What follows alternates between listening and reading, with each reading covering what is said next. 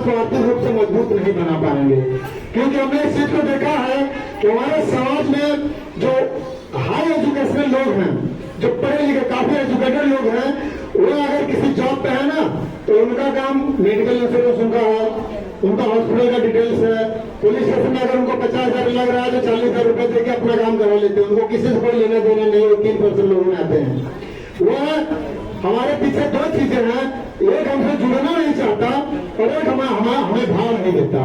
तो जो भाव नहीं देता उसको छोड़ दो, लेकिन जो जुड़ना नहीं चाहता उसको उपलब्धियां बता के जोड़िए। वही 3% लोग हैं जो आपके साथ में आएंगे और इस मारवाड़ी व्यवस्था के माध्यम से उनको जोड़िए। जैसे मारवाड़ी व्यवस्था कैसा है कि जिस तरह से हमारे समाज में इस तरह की बहुत चलन कम है, मारवाड़ी को आप देखें दुकान खोलता है और अपने गांव के लोगों को ही दुकान पे रखता है काम पे, वो तीसरे लोगों को नहीं रखता है। तो जब वो वहां दुकान पे ट्रेन हो जाता है 2-3 साल के बाद, तो उसको बगल में एक दुकान खोल के दे दिया जाता है। जब वो दुकान खोल के दिया जाता है तो उनके साथ में करार होता है कि तुम माल मेरे दुकान से ही लेके जाओगे, जो बिकेगा वो शाम तक हिसाब लाके मेरे पास जमा कर दोगे। अगर तुम 1 लाख का माल लिए हो, तुम्हारा 20,000, 25,000, 10,000, 5,000 जो भी गली का गल्ला होता है, अपना खर्चा निकाल के तुम अपना रख के बाकी पैसा मेरे यहाँ डाल दो, मैं उसको माइनस कर दूंगा। ये मारवाड़ी व्यवस्था है। आज जब दुकान खुलती है चौराहे पे आप देख लेंगे 2-4 साल के बाद तो कम से कम मारवाड़ियों को 10-12 दुकान हो जाती है। वह मारवाड़ी की दुकान उनके सगे संबंधियों की ही होती है, दूसरे की नहीं होती है।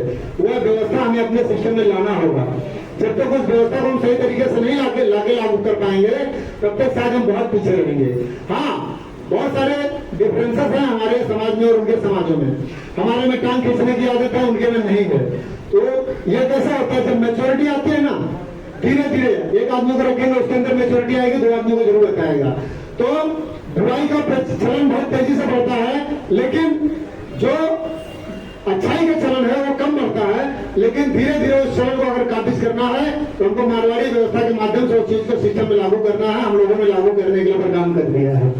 समाज में सामाजिक, राजनीतिक, शैक्षणिक विकास, सामाजिक का मैं बता देता हूँ आपको। सामाजिक का तो मैं बता दिया है। राजनीतिक विकास हमारा कैसे होगा, मैंने इससे पहले ही बोला कि छोटे छोटे जो नेता होते हैं ना, विशेष बनिए आप, विशेषों के पीछे मत घूमिए। जब विशेष बनेंगे तो ऑटोमेटिक आपके पीछे घूमना शुरू कर देंगे। जब आप उनको पता हो जाएगा इनके पास 100, 200, 500 लोग हैं, तो आप ही में से वो एक आदमी को लीडर चुनेगा और उस क्षेत्र की समस्याओं को सुनेगा, पूरे प्रपोजल को आपके सामने रखेगा और आपको नेता बनाएगा, साथ में आपके क्षेत्र को भी चमकाएगा। यह है समाज की ताकत और समाज को मजबूत बनाने का संकल्प। तो हम इस मुहिम में काम कर रहे हैं। तीसरी चीज है हमारी कि समाज को उच्च शिक्षित लोगों के माध्यम से मार्गदर्शन कराना। हमारे बीच में ध्रुवलाल साहनी जी बैठे हुए हैं जो शिक्षा के बेसिस से काम करते हैं।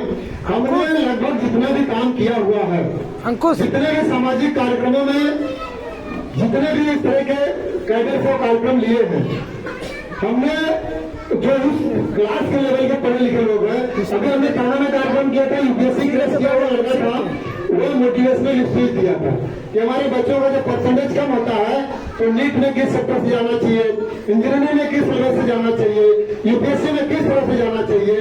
इस तरह से जो हमारे पास जानकार लोग हैं, जैसे ध्रुवलाल साहनी जैसे लोग हैं और काफी पढ़े लिखे बच्चे जो नीट और डॉक्टर एमबीबीएस किए कर रहे बच्चे हैं, यूपीएससी की तैयारी करने वाले बच्चे हैं, उनके द्वारा से हम सालाना मंथली क्लासेस लेते हैं और उसमें उन बच्चों को जो ट्रेनिंग देने में खर्च लगता है, जो काउंसलिंग करने का जो खर्च रहता है, वो काउंसलिंग का खर्च बच जाता है और उस बच्चे को मानसिक रूप से पूरा क्लियर हो जाता है कि भाई हमारा परफॉर्मेंस है तो हमें किस सेक्टर में जाना चाहिए।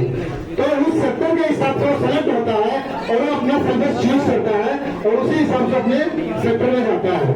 आपको जानकारी के लिए बता दूं कि ये सारे संगठन के लोग, सारे समाज के लोगों ने इस चीजों को अपनाया है और इसी की वजह से हमारे समाज में जो शिक्षा का स्तर है ना, वो कम से कम 5 से 7 साल के अंदर में 50% से ऊपर ग्रोथ किया है। आज हमारे समाज में ग्रेजुएशन की लिस्ट अगर देखी जाए तो 45.75 पॉइंट के आसपास की है ग्रेजुएशन, जिसमें से आज हाई जो टॉप लेवल पे सिटी टाउन में ग्रामीण लेवल पे जो एजुकेटेड लोग हैं वो लगभग 17 से 18% लोग ऐसे हैं जो मेच्योर्ड हो चुके हैं। उसमें से बहुत सारे ऐसे एजुकेशनल सेक्टर के लोग हैं जो अपने आप को डेवलप नहीं करना चाहते हैं और उस चीज को मजबूती से लाना नहीं चाहते हैं। तीसरी चीज है, जब तक जोड़ेंगे नहीं तब तक छोड़ेंगे नहीं। तो यह मुहिम हमारी है कि जब तक इस समाज के संगठन के लोग उनको हमारी जरूरत महसूस ना हो तब तक उनके साथ में टच करते रहो। जब तक उनको हमारी जरूरत महसूस ना हो तब तक टच करते रहो। जिस दिन हमारी जरूरत महसूस हो जाए उस दिन उसको छोड़ दो। ऑटोमेटिक वो आदमी अपनी जरूरतों को समझने लगेगा कि भाई आज तक हमारे पास आ रहे थे लेकिन अब क्यों नहीं आ रहे हैं। ये उन 6% लोगों में से लोग रहेंगे जो आपको छोड़ देंगे, लेकिन जो उसमें से अपने साथ आना चाहते हैं वो 6% में से कन्वर्ट होकर आपके साथ में ऑटोमेटिक जुड़ जाएंगे। ये मैं चैलेंज के साथ कर सकता हूं। तीसरी चीज सुनील भाई ने कहा कि पूरे देश में चलन चल रहा है। मछुआ समाज प्रजापति जी थे, उन्होंने पूछा भाई आप लोग सामाजिक स्तर पर बहुत अच्छा काम कर रहे हैं, तो पूरे देश में आपको चैलेंज देके बोल सकता हूं कि अगर कोई अधिकारी किसी भी तहरीर के ऊपर अगर एक्शन नहीं लिया है और फर्स्ट तहरीर अगर किसी व्यक्ति की भले हमारे समाज का मुजरिम ही क्यों ना हो अगर तहरीर दे दिया है, उसके खिलाफ अगर मुकदमा लिख दिया है तो उसके कलम से ही उसके खिलाफ मुकदमा लिखाने का ताकत मछुआ समाज का। क्योंकि किसान बीच में आया था, उसको हमने बताया था 3 साल से एक माननीय महोदय जी थे, उनका केस पेंडिंग था 3 साल से कंटिन्यू, और उन्होंने letter SDM, DM, SP, SSP, IG, DIG